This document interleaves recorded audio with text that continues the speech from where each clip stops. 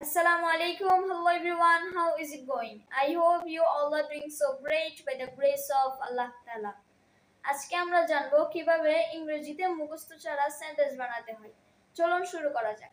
Sentence বানাতে হলে আমাদের প্রথমত সাবজেক্টগুলো জানতে হবে। সাবজেক্টগুলো হলো I, we, you, he, she, they, it.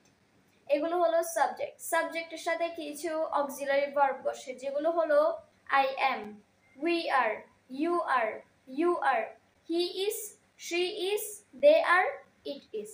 এখানে যে am is are গুলা বসতেছে ওগুলা হলো সাবজেক্টের অক্সিলারি ভার্ব। এবার আমরা জানবো বর্তমান নিয়ে কিভাবে আমাদের সেন্টেন্স বানাতে হয়। চলুন শুরু করা যাক। সেন্টেন্স বানাতে হলে আমাদের ভার্ব জানতে হবে। এই তিনটি ভার্ব বলি। ডু, গো, কাম, ড্রিঙ্ক, এগুলো হলো ভার্ব। বর্তমানে সেন্টেন্স বানাতে হলে আমাদের সাবজেক্টের সাথে অক্সিলারি ভার্ব প্রয়োজন নেই। বর্তমানে সেন্টেন্স বানানোর সময় আমাদের ভার্বের শেষে এস বসতে হবে। হি, শি, ইট যখন থাকবে। যেমন আমি একটা সেন্টেন্স বানিয়ে দেখাই। আই ডু, আমি করি। এবার হচ্ছে হি, শি, ইট দিয়ে যে কোনো একটি দিয়ে সেন্টেন্স বানিয়ে দেখাই। হি ডাস, কারণ হি এর সাথে ভার্বের শেষে এস বসবে। আপনি যদি সেন্টেন্সটি শেষে কোনো উদ্দেশ্য নিয়ে কথা বলতে চান তাহলে এভাবে বলতে পারেন। এই উদ্দেশ্যটাকে বলে হচ্ছে অবজেক্ট। এভাবে বলতে পারেন আপনি। I do the work, I go to market. প্রথমটির অর্থ হচ্ছে আমি কাজটি করি। দ্বিতীয়টির অর্থ হচ্ছে আমি মার্কেটে যাই। এইবার আমরা চলে যাব অতীত নির্দেশন কথা কিভাবে বলতে হয় বা সেন্টেন্স কিভাবে বানাতে হয় অতীত নির্দেশনে। চলুন বলা যাক। অতীত নির্দেশনে হচ্ছে আমাদের ভার্ব টুটা প্রয়োজন। চলুন আমি তিনটি ভার্ব টু বলি। Did, went, at. ডিড হচ্ছে ডো ভার্বের, ওয়েন্ট হচ্ছে গো ভার্বের এবং এটটি বলেছি এটা হচ্ছে ইট ভার্বের। এখন এগুলো দিয়ে সেন্টেন্স বানানোর সময় সাবজেক্টের সাথে অক্সিলারি ভার্বের প্রয়োজন নেই। যেমন আমি একটা সেন্টেন্স বানিয়ে দেখাই। আই ওয়েন্ট, আমি গিয়েছিলাম।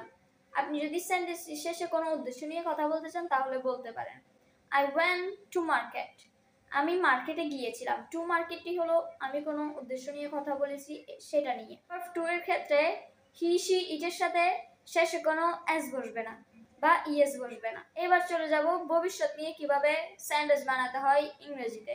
চলুন দেখা। ভবিষ্যৎ নিয়ে বলার সময় সাবজেক্টের পরে অক্সিলারি ভার্ব বসবে না, কিন্তু সাবজেক্টের পরে উইল শব্দটি বসবে এবং উইল শব্দটিকে যদি না বোধক করতে চান তাহলে উইল নট বলতে হবে।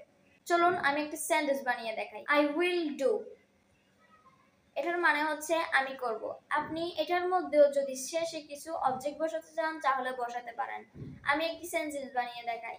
I will do the work. The ওয়ার্কটি হচ্ছে একটি অবজেক্ট। এখানে সেম হি, শি, ইটের সাথে লাস্টে এস বা ইয়েস বসবে না।